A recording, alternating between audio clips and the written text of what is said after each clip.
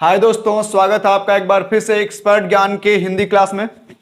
और आज हम शुरू कर रहे हैं अलंकार, जो कि मैंने आपसे इसके पहले वीडियो में वादा किया था कि हम रस के बाद तुरंत अलंकार शुरू करेंगे। उसके बाद फिर हमारा समास का वीडियो पड़ेगा और अलंकार का पहला भाग बताएंगे, सिर्फ अलंकार और अलंकार के प्रकार के बारे में। तो इससे पहले कि हम सब कुछ आपको बताएं, सबसे पहले ये बता देते हैं कि अलंकार होता क्या है। दोस्तों, अलंकार क्या होता है इसको बता देते हैं। उससे पहले, बताने से पहले, अगर आपने चैनल को सब्सक्राइब नहीं किया है तो चैनल को सब्सक्राइब कर लीजिए और बेल आइकन को प्रेस कर लीजिए, जिससे जो भी मैं आपके लिए महत्वपूर्ण वीडियो डालूं सबसे पहले आप तक पहुंचे। ठीक है दोस्तों, और इस वीडियो को आप पूरा देखिएगा पूरी तरह से। मुझे आशा है कि इसमें अलंकार का कोई भी पोर्शन या कहीं से पूछा हुआ प्रश्न छूटेगा नहीं। ठीक है दोस्तों, तो चलते हैं, हम अब शुरू कर देते हैं। तो सबसे पहले अगर अलंकार की बात की जाए तो मैंने ऊपर ही लिख दिया है कि काव्य की शोभा बढ़ाने वाले शब्दों को अलंकार कहते हैं। यानी कि कुछ ऐसी शब्द जो काव्य की शोभा बढ़ाते हैं। और अलंकार मिलते कहाँ हैं? कविता में ही अलंकार मिलते हैं, काव्य में ही अलंकार मिलते हैं। अगर गद्य की बात कोई आपसे कहे पद्य की बात, तो पद्य में अलंकार, गद्य में अलंकार नहीं मिलते, पद्य में अलंकार मिलते हैं। ठीक है दोस्तों, तो काव्य की शोभा बढ़ाने वाले शब्दों क्या कहते हैं दोस्तों? अलंकार कहते हैं। ठीक है, तो अलंकार क्या है? पहले एक चीज पढ़ लीजिए। देखिए, लिखा हुआ है काव्य शोभान कारण, काव्य शोभा करान धर्मान अलंकारान प्रच्छेद। यानी कि इसका अर्थ होता है कि काव्य के शोभा कारक धर्म ही अलंकार होते हैं। यानी कि जो काव्य में शोभा कारक कुछ ऐसे शब्द लिख दिए जाएं जो काव्य की पूरी तरह से शोभा बढ़ा रहे हैं, वो क्या कहलाते हैं दोस्तों? वो अलंकार कहलाते हैं। ठीक है, क्या कहलाते हैं?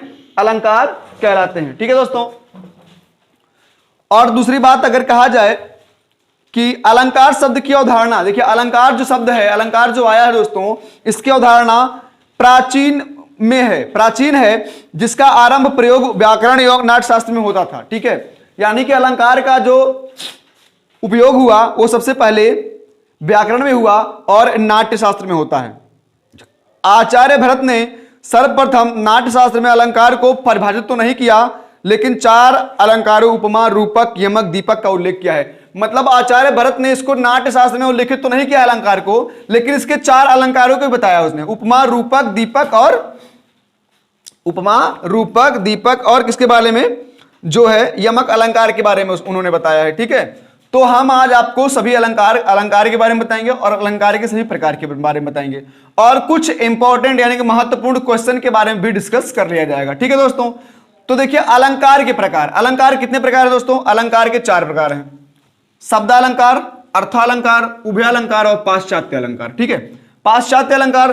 तो शब्दालंकार कितने भाग हैं दोस्तों? देखिए, जिसपे हमने लाल मार्क कर दिया है, सबसे ज्यादा क्वेश्चन इन्हीं लाल मार्क वालों से पूछे जाते हैं। जिसपे लाल मार्क किया गया है, देखिए उसके नीचे लाल अंडरलाइन कर दिया गया है, नीचे रेखांकित कर दिया गया है।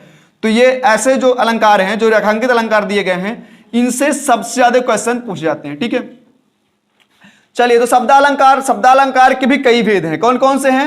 अनुप्रास अलंकार, यमक अलंकार, श्लेष अलंकार, वक्रोक्ति अलंकार, पुनरुक्ति प्रकाश और पुनरुक्ति वदाभास और विप्सा। ठीक है,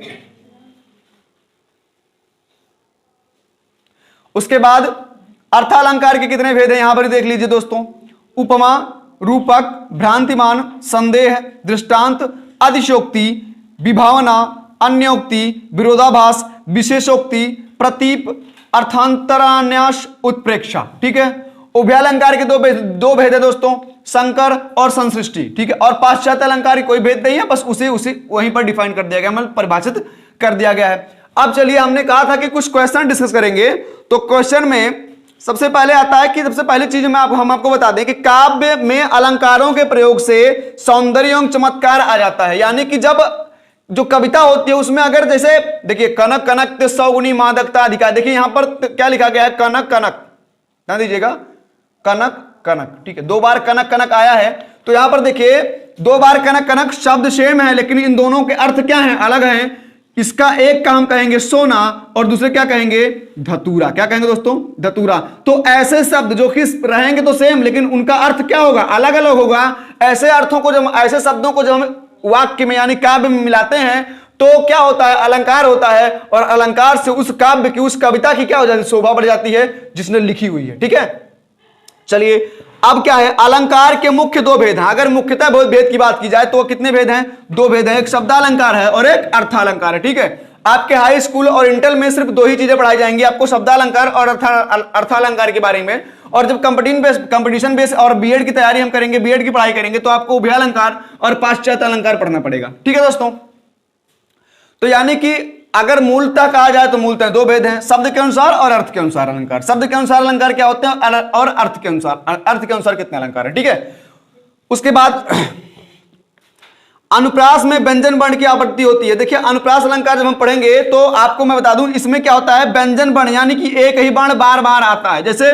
चंदू के चाचा ने चंदू के चाची को चांदनी रात में चांदी के चम्मच से चटनी चटाई। देखिए इसमें क्या आ रहा है, चा वर्ण कितनी बार बार बार आ रहा है, चा वर्ण क्या आ रहा है, बार बार। खड़क सिंह के खड़कने से खड़कती हैं खिड़कियां। देखिए आप ध्यान दीजिएगा, खड़क सिंह के खड़कने से खड़कती हैं खिड़कियां। देखिए यहां पर क्या आ रहा है, खा, खा शब्द बार बार, खा जो खास अक्षर है ये बार बार, यानी कि व्यंजन में जो खा अक्षर है ये बार बार अपनी आवृत्ति कर रहा है। आवृत्ति मतलब क्या होता है, बार बार वही चीज आना। ठीक है, वही आवृत्ति होता है, तो बार बार आवृत्ति कर रहा है। तो अगर बार बार आवृत्ति की बात की जाए तो कौन सा अलंकार होगा दोस्तों, अनुप्रास अलंकार होगा। देखिए मैं आज आपको जो है पूरी तरह से डिफाइन नहीं करूंगा, पूरी तरह डिफाइन करके अगले वीडियो में बताऊंगा, लेकिन आज के वीडियो में मैं थोड़ा सबके बारे में बता दे रहा हूं। तो अनुप्रास अलंकार क्या है, जब कोई व्यंजन वर्ण की आवृत्ति बार बार हो, यानी कि बार बार कोई व्यंजन वर्ण आए तो उसे क्या कहेंगे दोस्तों, अनुप्रास अलंकार कहते हैं। ठीक है, जैसे देखिए एक लिखा हुआ काव्य है, कुल कानन कुंडल मोर पखा उर्पे बनमाल विराजत है। कुल कानन कुंडल मोर पखा, देखिए कुल कानन कुंडल मोर पखा। देखिए कुल कानन कुंडल, वहां पर का की आवृत्ति के बार बार हो रहा है, क्या हो रहा है, का की आवृत्ति कितनी बार बार बार हो रही है, तो वो कौन सा अलंकार कहा जाएगा, वो अनुप्रास अलंकार कहा जाएगा। ठीक है दोस्तों, यानी कि अनुप्रास अलंकार आपके समझ में आ गया होगा।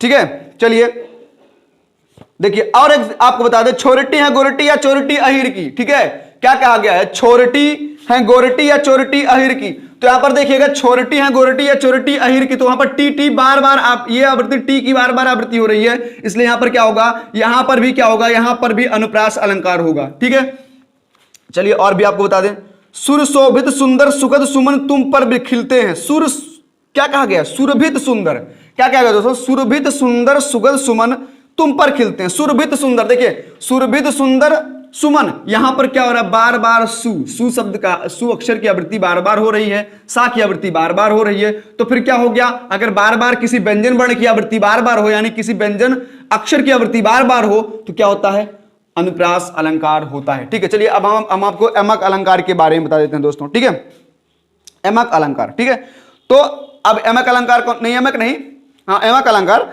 तो जब कविता में एक ही शब्द दो से अधिक बार आए और उसका अर्थ हर बार भिन्न भिन्न हो। अब देखिए हमने आपको बता दिया, जब कविता में कोई शब्द एक से अधिक बार आए, क्या हो रहा है, कोई शब्द एक शब्द और दो से अधिक बार आए तो क्या होता है, वहां पर उस शब्द का क्या होता है, अलग अलग अगर अर्थ निकल रहा है तो क्या होगा दोस्तों, वह यमक अलंकार होगा। यानी कि अगर मैं कनक कनक ते सौगुनी मादकता अधिकाय या पाए बौराय जग या खाए बौराय की अगर मैं बात कर दूं तो दो बार कनक कनक है, दो बार क्या है, कनक कनक है, और दोनों बार कनक शब्द का अर्थ कितनी बार है, अलग अलग है। ठीक है, एक का मैंने आपसे क्या बताया, एक का सोना है और एक का क्या है, धतूरा है। एक का सोना है, एक का धतूरा है, तो सोना धतूरा यानी कि यहां कौन सा अलंकार होगा, यहां पर यमक अलंकार होगा। ठीक है दोस्तों, चलिए एक अलग बता दें, काली घटा का घमंड घटा, ध्यान दीजिएगा, काली घटा का घमंड घटा, देखिए लिखा है काली घटा का घमंड घटा, काली घटा का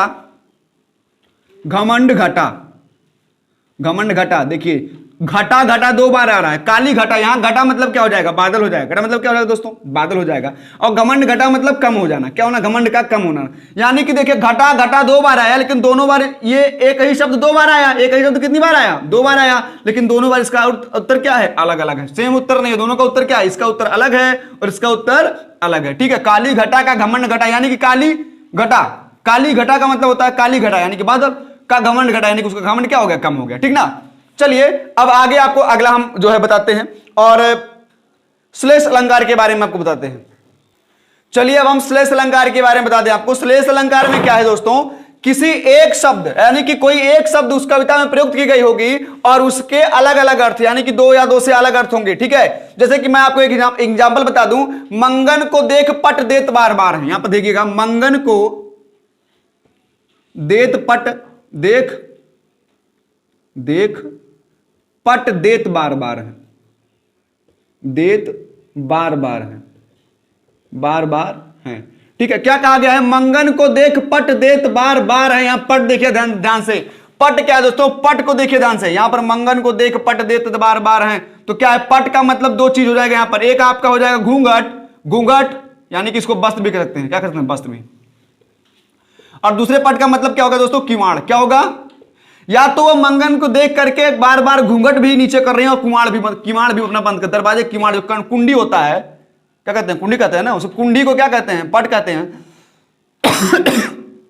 तो मंगन को देख पट देत बार बार, यानी किवाड़ बार बार बंद करते हैं। ठीक है दोस्तों, तो यानी कि जब किसी एक शब्द का, जब किसी काव्य, किसी कविता में या किसी काव्य में एक शब्द दिया हो, उस शब्द का दो अर्थ निकलता है। क्या करता है? उसी शब्द का कितना अर्थ निकलता है? दो अर्थ निकलता है, दो से अधिक अर्थ निकलता है।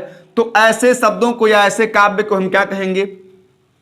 उसको हम श्रेष्ठ अलंकार कहेंगे। ठीक है दोस्तों, इसके बाद चलिए हम आपको बता देते हैं वक्रोक्ति अलंकार के बारे में। चलिए अगला बता दें आपको हम वक्रोक्ति अलंकार के बारे में। इसमें क्या होता है? जब किसी बात, कोई व्यक्ति होता है जहां पर किसी आशय से बात कही जाए और सुनने वाला दूसरा अर्थ निकाल ले उसको, ठीक है, कहीं बात कुछ और कही जा रही है और सुनने वाला क्या कर रहा है? दूसरा अर्थ निकाल ले रहा है, तो वहां क्या होगा? वक्रोक्ति अलंकार होगा। क्या होगा दोस्तों?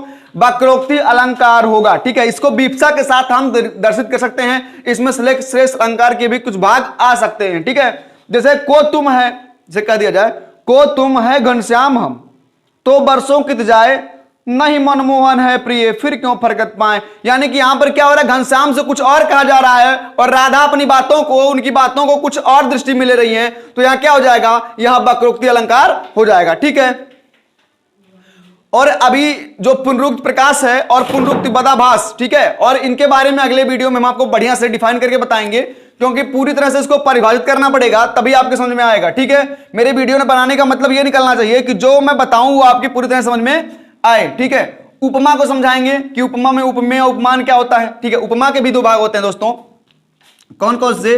उपमेय और उपमान। ठीक है, ये दो भाग होते हैं इसके। ठीक है, फिर रूपक को भी बताएंगे आपको, भ्रांतिमान को भी बेहतरीन तरीके से समझाएंगे, संदेह भी समझाना पड़ेगा, यानी कि जितने जो रेड डॉट वाले हैं इनको बहुत बेहतरीन तरीके से आपको समझाएंगे। ठीक है, तो फिर अगली वीडियो का इंतजार कीजिए और मिलते हैं अगली वीडियो में। तब तक के लिए धन्यवाद।